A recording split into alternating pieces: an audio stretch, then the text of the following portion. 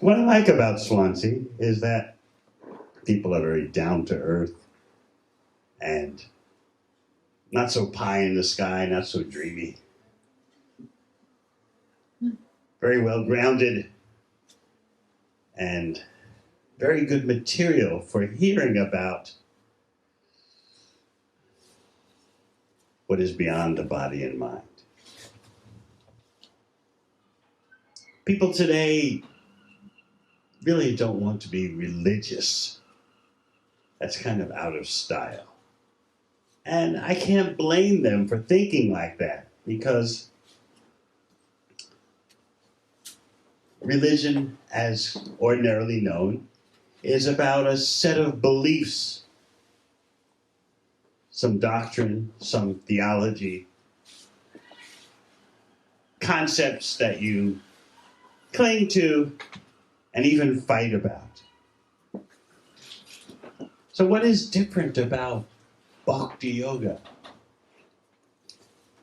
There is knowledge, that's one limb of Bhakti, and there is experience. The knowledge leads to direct experience. So that's very different from just memorizing a set of doctrines. If you are indeed non-material, then how do you experience that? How do you live as a non-material person? You just believe?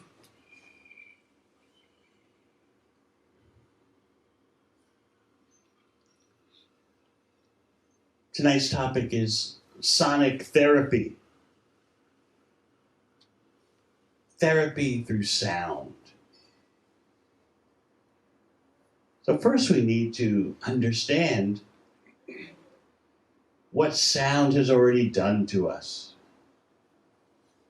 Sound has filled our consciousness with all kinds of dreams, hopes, aspirations.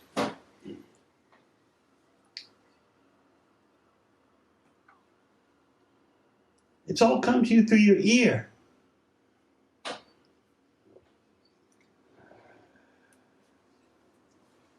Ever since you were an infant, you've heard about what should make you happy, right? People have told you, if you want to be successful, you do like this. If you want to be happy, this is what you do. Happy people do these kind of things. And so you heard all that. And as the sound vibration of such material aspiration filled your ears and then loaded up your mind, you developed a vision for how you thought you would feel fulfilled and content and satisfied. It all came to you through sound vibration. From your parents, from your friends, from your neighbors, from your society, from the media. That sound vibration has shaped you and made you what you are today, materially speaking.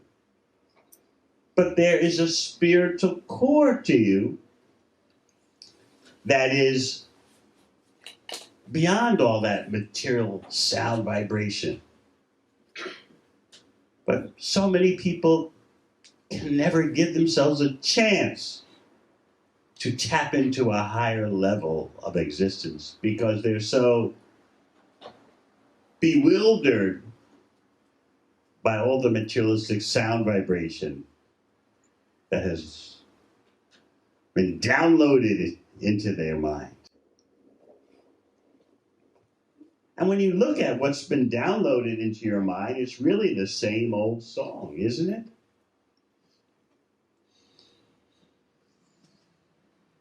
You are the body. Try to please your body. Try to please someone else's body, and there'll be contentment.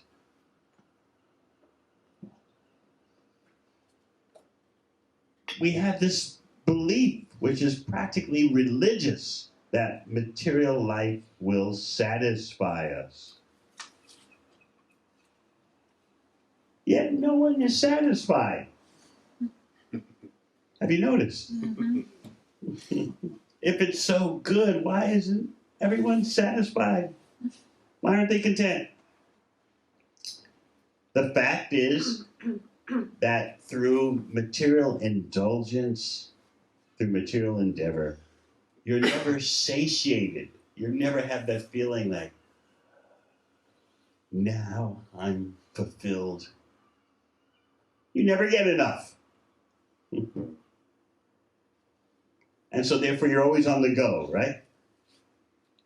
Got to get more, got to get more. There's no question of satisfaction or contentment.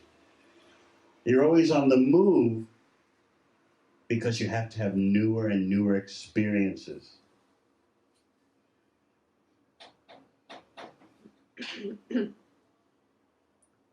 You know that just one material thing done over and over again will not satisfy you. So you have to, as I often explain, you have to become a juggler.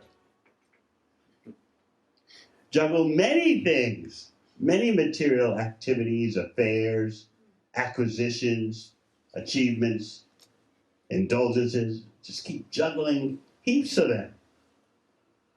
Because one is not enough. And you know that. Therefore, most of you have decided you've got to juggle a lot of things. Of course, what happens while you're juggling a lot of things? Sometimes all the things you're juggling come crashing to the ground. And then what does everyone tell you? Just pick up all the balls that you were juggling that crashed, pick them up and start again. You'll be better this time.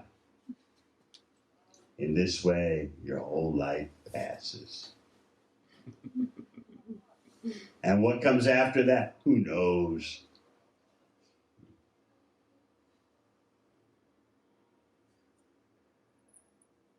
So we want to focus tonight on how all these delusions came to us. You have to blame sound. We become conditioned. And it takes a brave person, a courageous person, to face up to all that's been downloaded into you. And it gets harder as you get older, because you've been so molded for so many decades.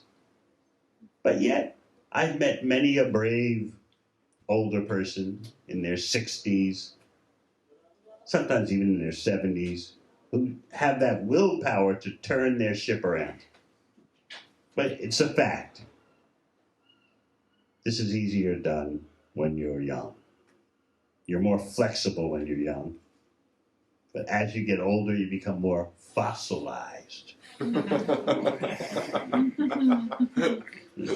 Still, with comprehensive spiritual knowledge and dedicated spiritual practice, even an elderly person can make a major shift.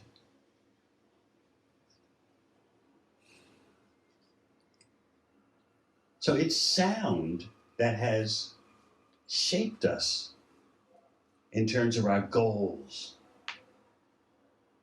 And we pass that conditioning on to the next generation. Now, I've heard this is what you should do. In this way, the delusions, the false hopes and aspirations become passed from one generation to the next. The adults, the parents, really don't have a clue who they are or what the real goal of life is. And they pass that illusion down to their children, and their children will pass it down to their own children. In this way, the mirage, the hallucination is perpetuated. So how do we break out of all that? Very few people, it seems, have the willpower. What to speak of the inclination? Most people have what I call, I may have discussed it in earlier visits to Swansea, they have the resignation theory. Does anyone remember what the resignation theory is? Just you remember resignation theory? She's heard me speak in New Zealand. She's from the Netherlands. But she's come all the way to Swansea to see the glories of Swansea.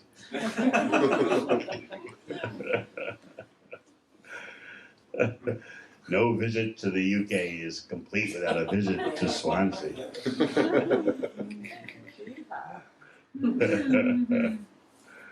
So the resignation theory goes like this. Here I am, for example, describing the realities of material existence. And you tell me, come on, Swami, look, we're just trying to do the best we can, you know? We've never said that material life is so glorious, but it's all we've got, you know? You can't blame us. We're just trying to act according to what we know. We're sure that there's a lot we don't know, but, you know, you just got to keep going day by day, take it as it comes. And then the ultimate cop-out. Look, what do you want out of me? I didn't make the world the way it is. I'm just trying to make the best of it, you know, make the best of a bad bargain. You know? What do you want out of me? I'm just an ordinary Joe or Jane, you know. I'm not the greatest saint, and I'm not the worst sinner. So that's the resignation theory. We resign ourselves to being a certain way because who knows anything better? When you're a teenager, you got to do certain things, right? When you're in your 20s, you got to do certain things. And so on and so on and so on. Got to get a partner, got to get a job, got to get some money. If you can travel the world a bit, great. Got to have a house or a flat. Have some friends. You can do more than that, great. So where is the incentive for us to go to a higher level? We've been so deadened by material sound vibration and all its promises. And it takes some humility to admit that, because we like to think that we're sophisticated enough in terms of being street smart and we know how to handle ourselves in the world. We're not naive babes. We like to think of ourselves in that way. But actually, we're in constant bewilderment and so easily manipulated. And all over the world, politicians are manipulating people. Everywhere. You are the body. Now, identify with the particular brand of body you have, and you'll be content in that way. We've been discussing at our center in Cardiff how the bodily fallacy, which comes to you through the ear, you are a certain body. And that means you should be bonding and allying with bodies like yours. That's number one. And number two, bodies that are different from yours, you should be hating. And then you'll be fulfilled. You'll have a mission in life. You're feeling lost and empty? The problem is you're not identifying enough with your body. whatever body type you have, however it's classified, whatever gender preference you have, that's you. Unite based on that, and hate based on that. And your heart will feel at peace. Never happens. But this is how people are manipulated, through materialistic sound vibration, which convinces you that you're matter, you're material, and there's nothing spiritual about you. All that delusion comes through sound. Whether the television, radio, Facebook, everything's coming through sound vibration. Sometimes you read the sound vibration, sometimes you hear it, but it's all sound. And this way your consciousness becomes so loaded up with these false concepts. You are the body, and your purpose in life is to please your body. A little bit more elevated, that means you're the mind, and the purpose of your life is to have mental contentment. So that's as good as it gets. Either you're the body, or you're the body and the mind, and do what you can to please your body and mind. Please someone else's body and mind. They should please your body and mind. Then there'll be world peace. But how can there be world peace based on such a false way of living? And that false way of living is based on hearing falsities. So when we turn to the Bhakti Yoga texts, we find Krishna outlining a process for purifying your consciousness and connecting to a higher level of living. So Krishna explains that now I'm going to teach you how your consciousness can be attached to mind. You'll know everything about me in full. You'll be free of doubt. Just listen and I'll teach you the methodology. So Krishna's explaining that there is the tiny particle of spiritual consciousness that we are, and there is the supreme consciousness. And Bhakti Yoga means the connection between we, the tiny particle consciousness, and the supreme consciousness. How to do that comes to us through our ear. So Krishna asks, just listen. But you have to know who to listen to. You just can't listen to anyone.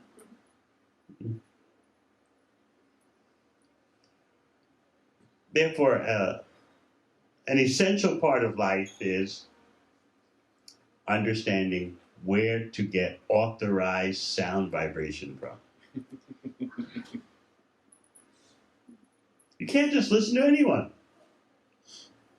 Sometimes it's said, just be open. But no, you have to know how to discriminate, how to distinguish between authentic sound vibration and sound vibration that brings you even more illusion than what you already have. So the whole basis of genuine yoga and meditation is built on authoritative sound vibration. Authoritative meaning authorized, credentialed. Not something someone made up. Well, I think it's like this, I think it's like that. You listen to me. You have to evaluate the credentials of where or from whom the sound vibration is coming. So therefore, in Bhakti Yoga, there are standards for lifestyle, how to live a pure lifestyle, because the purity and authoritativeness of your sound vibration depends on your lifestyle. The more pure your consciousness is, the more you can perceive the non-material reality and convey it to others. But if you're living as if you're the body and trying to please your body, and at the same time you're trying to teach people about the spiritual reality, there's no potency in your words. Because everything about your life shows you're just clinging to the material.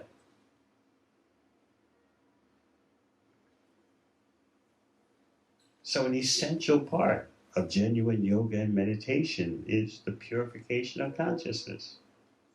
That's not as severe as it sounds. Generally, when you use the word purification, people get scared. Sounds like I have to take some horrible tasting medicine. Purification. Of course, in Bhagavad Gita, the prime Bhakti Yoga text, Krishna explains that no one can be a yogi without their purifying the mind, the body, the intelligence. What causes pollution? What pollutes our consciousness? It is the notion that we are the body and then the activities based on that false notion. Acting in that way puts us in a dream. False identification and false aspirations, false hopes. You can just see ourselves as just bound up by ropes of false hopes. They actually bind you. We may think that's making you free. Oh, I want this, I want that. What do you want? Oh, really? These are ropes that are binding you. And all those ropes that are binding you have come through sound. So there needs to be purification, cleansing of the consciousness. Just like when you're sick, you want to get well. So you follow the doctor's orders. Just scrub your consciousness. Take your medicine to purify your consciousness. A major part of the beginning of Bhakti Yoga is to convince someone that they need to make a lifestyle change. They need to take some yogic medicine to wake them up out of the dream that they are the body, they are the mind, and they'll be satisfied through physiological and psychological endeavors. Some of you may remember the Greek mythology about the sirens. They're mythological creatures who sing so beautifully that you become lost in a trance and then they finish you off. According to the Greek mythology, it's just an example. Sailors on ships were warned that if they are sailing past islands where these siren creatures are, they're beautiful creatures who sing beautifully, they can't resist the sound vibration. They become entranced, the sailors on the ship. And they're totally overwhelmed, and their ships end up crashing on the rocks around these islands because the crew has been rendered powerless by hearing the sound of the sirens. Or sometimes just by hearing the sound of the sirens, the sailors fall asleep on the ship, and then the sirens board the ship and just tear them all to pieces.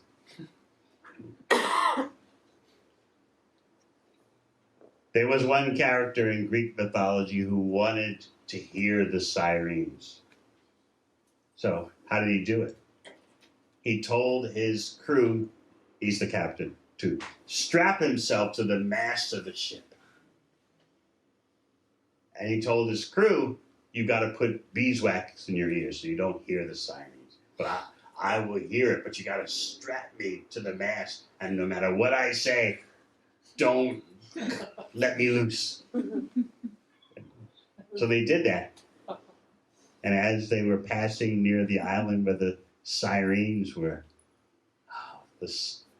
as normal, the sound just captured him. And he was yelling at his crew, let me go, unbind me. Of course they wouldn't. And they had beeswax in their ears, so they weren't affected. But he wanted to hear. So he pleaded with them, untie me, untie me. But they just tied him up even more. They didn't listen to him. And that way, he heard the sirens, but he wasn't destroyed. So what are we going to do about all the materialistic sound vibration? Are we just going to walk around with earplugs all day? Can't do that.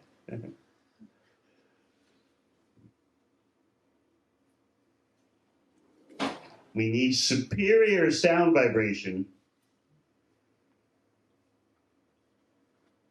to dominate our life, and then automatically we'll let go of the inferior sound vibration. When you have something better, you relinquish what is inferior.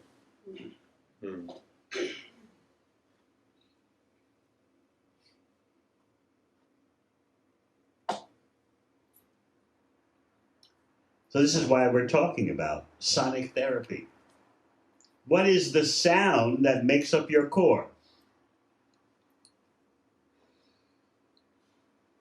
You see, the yoga texts explain that materialistic sound will bind you to material existence, and spiritual sound will free you from material existence. So sound can go either way based on what is its quality. The most potent thing in this world is pure spiritual sound vibration. Authentic sound vibrated by someone who has proper spiritual lifestyle.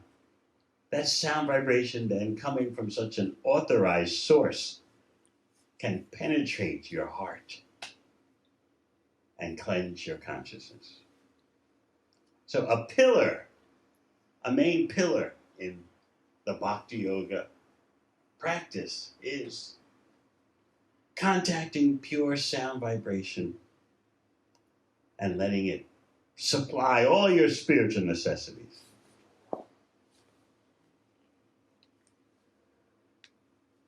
So this is why in Bhakti Yoga we stress the Hare Krishna mantra. It's not that any old sound will do it.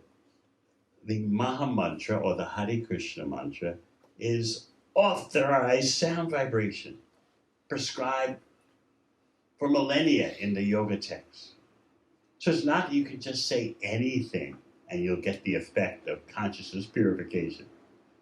It's not that you can just say Coca-Cola, Coca-Cola, Coca Pepsi, Pepsi Cola. Repeat that over and over again. No, the sound vibration has to be authentic. Just like when you get a prescription from the doctor to go to the chemist, you get a specific pharmaceutical at the chemist. You just don't walk into the chemist's shop and say, just give me anything. The medicine is prescribed. Similarly, the Hare Krishna mantra, the Maha Mantra, is prescribed medicine. And what are the effects of this medicine? You just become a religious believer? Oh, I vibrated the Hare Krishna mantra, now I believe. No, it's not like that. Step number 1 of your recovery process through sonic therapy. Step number 1 is your consciousness starts to become purified. And what is the symptom of that beginning purification? You no longer think you are the body.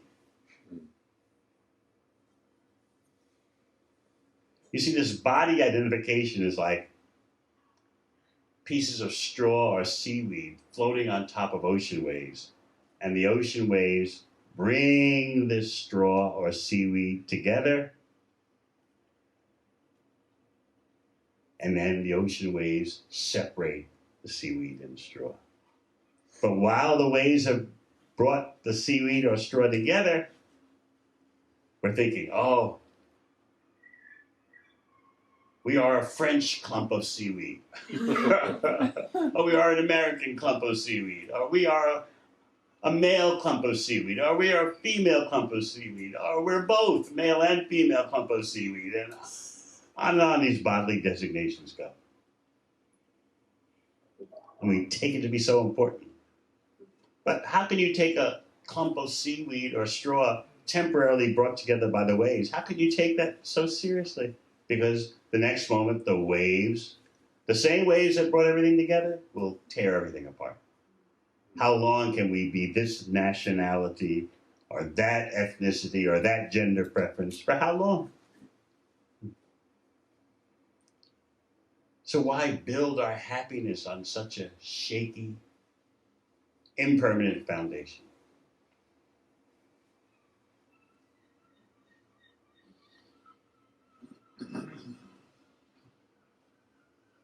So the first step in sonic therapy, building your Mahamantra practice, the first step is the purification of consciousness so that you no longer base your life on such a faulty foundation of body identification. Because once you identify with your body as the self, the next step is let me engage in material activities to please me. And me means the body.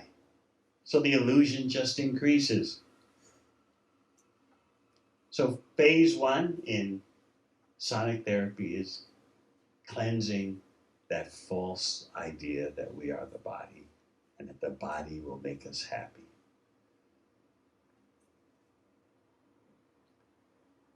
Phase number 2 is that the blazing fire of material desire decreases. Everyone should know what desire is like. You want things. You feel you need things so much that the wants become needs. You've got to have it. I've got to have it. You can't live in this world without desires. You desire relationships, you desire acquisitions, you desire respect, you desire understanding, you desire sensual experience, you desire mental experience, mental stimulation, on and on it goes. So how do you handle all that desire? It can and it will put you through so many ordeals. We were discussing the other day at our center in Cardiff how most persons have forgotten half of an old British saying. You've probably heard the first half. Experience is the best teacher. How many have heard that? Yeah, everyone's heard it. But who knows the second half?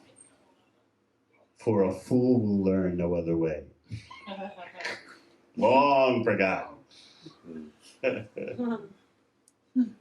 So experience is a hard teacher because you get the ordeal first and the lesson later. Mm-hmm. Sometimes people say it's all about learning, That was a painful lesson for me, but it's all about, life is all about learning. Well, it's a very expensive way to learn, because you really don't know what the lesson is, if at all, until after the whole crisis you go through. So it's kind of a consolation prize. Yeah, well, it was a disaster, but I learned from it. Why not learn before instead of after? But we kind of pat ourselves on the back. Well, yeah, it was a mess, but I learned something. This is a very foolish way to live. But you might say, well, is there any other way besides experience? Yes, through non-material sound vibration. The non-material sound will equip you with experience without undergoing experience. This is very mystical. By hearing the knowledge that Krishna gives in Bhagavad Gita, you gain experience just by the sound entering your consciousness, because it's not ordinary sound.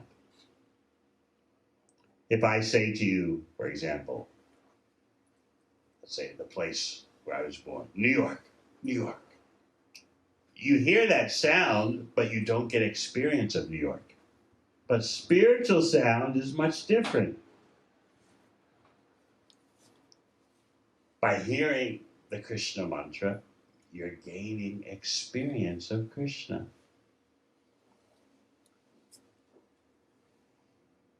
And that Krishna experience gradually extinguishes the forest fire of material desire. That's what's destroying our peace. We want stuff. We want things to happen. We want gratification. You can't rest in peace, right?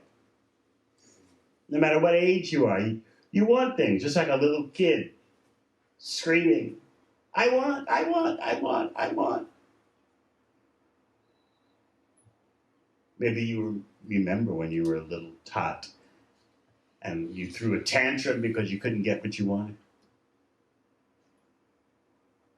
Well, even when we're adults, we're like that. We have certain demands which we think are totally justified. So you may not throw a tantrum about it, but you are determined, I'm going to get it. I want it, that's just the way it is.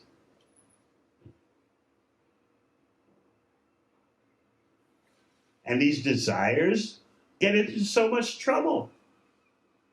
But we don't know what to do. Look, I had these desires. I had to act in that way. What else can be done? That's the way it is. No. You can purify those desires. You can't extinguish them in terms of no desire, but you can purify the desires. So when we say that the Hare Krishna mantra extinguishes the fire of material existence, that means it purifies the desires. You learn how to desire in perfection instead of desiring so many temporary things in relation to the body and mind. You learn how to truly desire for the benefit of your non-material self in relation to the supreme spiritual self. So in this way, your desires become upgraded, and therefore, the blazing fire of material existence becomes reduced and gradually goes out.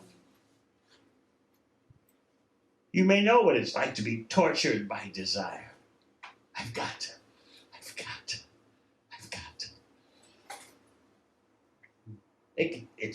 It can be very painful from the start, and it certainly ends up being painful because you can never be satisfied by material desire.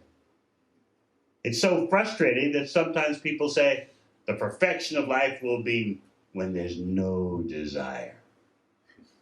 I always ask the question, How many of you have ever tried to have no desire? Anyone? How long did it last? Not long. A weekend? Not even a weekend. He's tried? He's tried. No desire? Have I tried? No. Yeah, it doesn't work. You watched him? I've heard about it.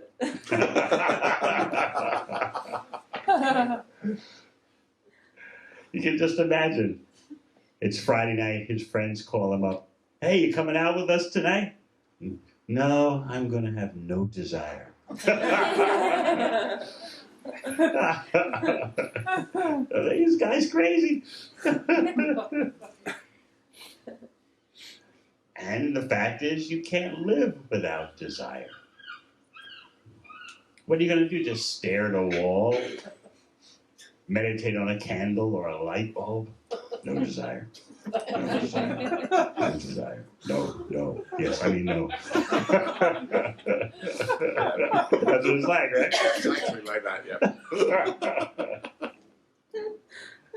So Bhakti Yoga is the art, science, and culture of perfect desire. Yes, you extinguish the false desires and you establish the real desires. The real desires mean you, the part, wanting connection with the complete whole. Only then can you truly be holistic.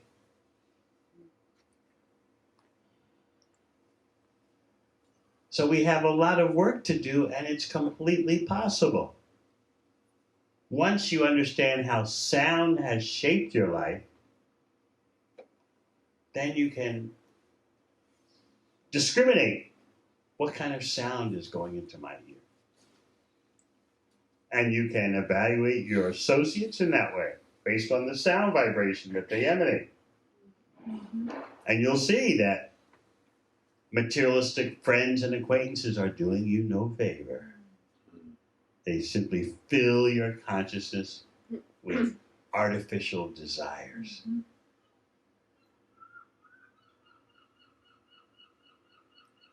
You can judge a person in various ways. Some ways are more effective than others.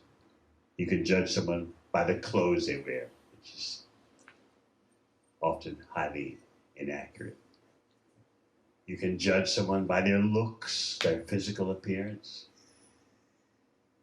You can judge someone by the company they keep.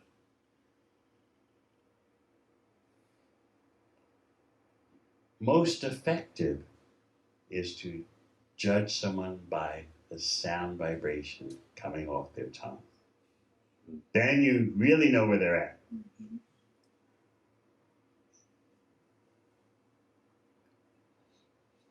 We want authorized therapists, persons who can vibrate sound vibration that uplifts everyone. That takes some purification. If you really want to benefit the world, if you really want to love, you have to first purify your sound vibration. The world has so many persons who say they want to care and say they want to love, but they don't understand how lethal their sound vibration is. They don't know anything better. So if you really want to love, if you really want to care, you become expert at non-material sound. And you help persons how to renovate their lifestyle by helping them to contact non-material sound. And then their desires, their concepts, their mentality, their consciousness, it'll all change just through the right sound vibration.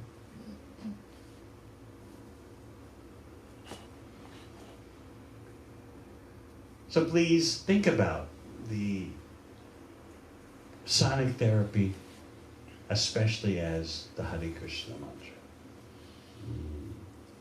It's not ordinary sound. That mantra is not ordinary sound. It's prescribed since time immemorial in the Bhakti Yoga texts. You're advised to take shelter of that sound vibration. Take shelter of that mantra.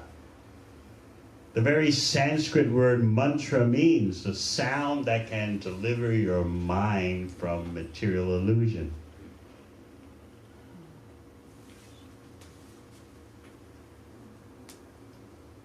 So by cultivating that sound of the Krishna mantra, by taking shelter of it, I know it sounds very exotic, taking shelter of a sound.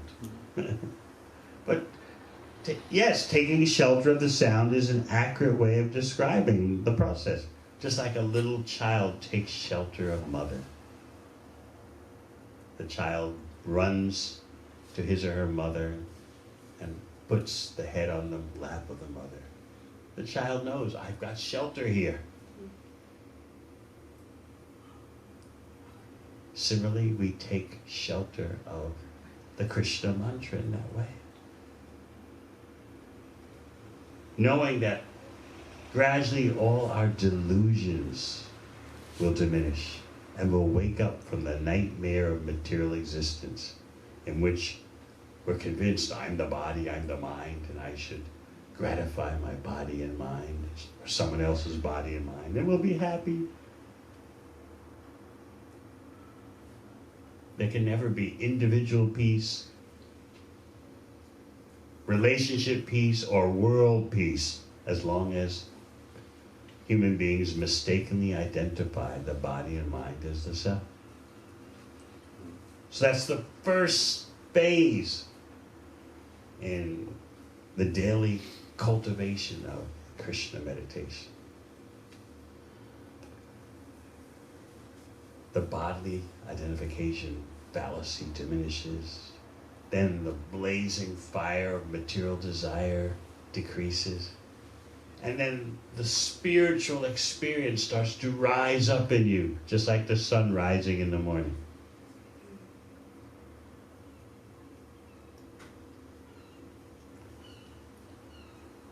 The sound vibration of the Krishna mantra will do all that for you. Otherwise, you may be wondering, well, if I let go of my material delusions, what's going to become of me? I might disappear. What do I get that's better? I don't know anything about any spiritual reality. Sounds interesting, sounds mystical, but hey, when you live everyday life, you know, what's all this spiritual stuff really going to do for you? Does it put money in the bank? Does it put petrol in the car? Does it solve all the relationship crises? Your whole perception will change as the Krishna sun rises on the horizon of your life. You'll see differently, you'll taste differently, hear differently, and all that will come from the right sound. You're taking shelter of the right sound. Authorized sound vibration, prescribed sound vibration, just like a doctor gives you a prescription. Similarly, the Bhakti Yoga texts have given you the sonic prescription. Take shelter of the Krishna mantra. And gradually you'll get the impetus to transform your whole lifestyle. You'll want to upgrade your lifestyle in terms of its purity. You won't want to live in the same deluded way, chasing temporary stimulations, temporary goals. You'll have had enough of that because you're getting a higher taste, a superior taste. So we invite you all to please consider the daily practice of sonic therapy, mantra meditation, taking shelter of sound vibration, spiritual sound vibration. And in that way, all the debris that's been loaded up in our mind You got to do this to be successful. You got to do this to be happy. This is going to feel good. All that stuff, that junk loaded in the mind, becomes clean. And then your spiritual identity can start to manifest again. Your spiritual identity is you are a tiny spiritual spark, part of the supreme spiritual whole. You're part of Krishna. As Krishna explains in Bhagavad Gita, you are all his eternal spiritual particles. But you've forgotten that. We've forgotten that, and we're struggling with our mind and senses for material goals, for material pursuits. So we need to be educated about spiritual desire, spiritual attainment, spiritual experience. So through the sound of the Krishna mantra, you can enter the Bhakti laboratory. Not the religious belief building, but the Bhakti laboratory, where you can actually experience gradually the non-material reality. The ultimate connection, the love supreme. That's the topmost goal of yoga. So we invite you all to please think about this subject matter, no matter what your age is. It's never too early to start, and never too late to start. All right, any questions? Yeah, I've got one. Okay. I'm struggling with the difference between the mind and the consciousness. Are they the same thing? Or... No, they're not the same thing. The mind is part of your bodily equipment, whereas your consciousness is what allows you to be aware of everything to varying degrees. Your mind is like a receiver, radio receiver, that just receives all kinds of sensory inputs and spins them around. But higher than the mind, and this is explained by Krishna in Bhagavad Gita, higher than the mind is the intelligence. That's the way the intelligence normally should operate. The intelligence sifts through all those perceptions, inputs that the mind has, and says, this is not important, that's important. This is not real, that's real. But most persons today are so bewildered that their mind is on top of their intelligence. They've got nothing to sort out all the inputs. They're bombarded in a consumer society. Just reeling from one bombardment to another, and their mind dominates them, when actually the intelligence should dominate the mind.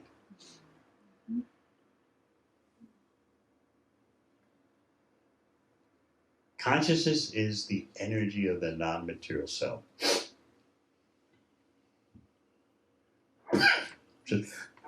Just like sunlight is the energy of the sun. Consciousness can use the mind, but the mind is not consciousness. So would I be right in saying that if you've got a desire for something, say like a car or something, and then your consciousness says, no, I don't really need that, is that the difference between the two? That's the difference between intelligence and the mind. But it's your consciousness that's allowing you to be aware of anything, of the car, of your mind, of your body. That's your consciousness. So your mind is like hardware. And your intelligence is like hardware. It's all part of the body.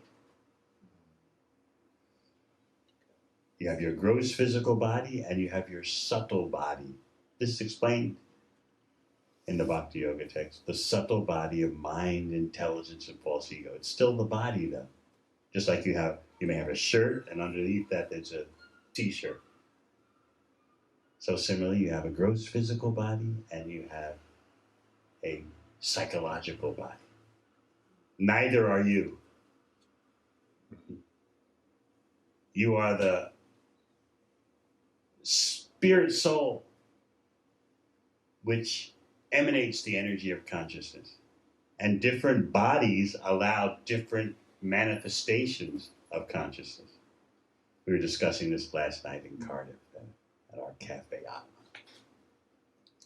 Bodies are like lampshades, which allow differing amounts of light to permeate them. The human body allows the maximum display of consciousness. But other bodies, they're more dense. They're more dense lampshades, more opaque even. Tree bodies, plant bodies, fish bodies. There's consciousness there, but the body blocks it. The lampshade doesn't let the light out. But the human body allows a maximum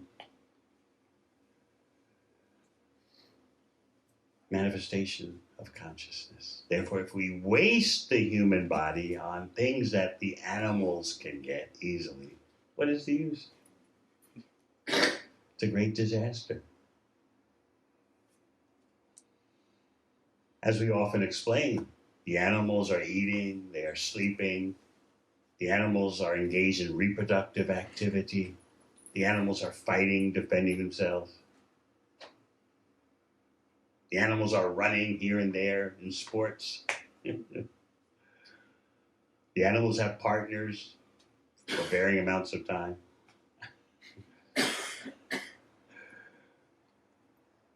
What is it that the human being can do that's truly special? The human being can use its gift of advanced consciousness for what it's meant for: enlightenment, self-realization. You haven't seen any chickens go around, am I a chicken or something more? Humans can do that though. Am I this body? Am I this gender? Am I this ethnicity? Or am I something more?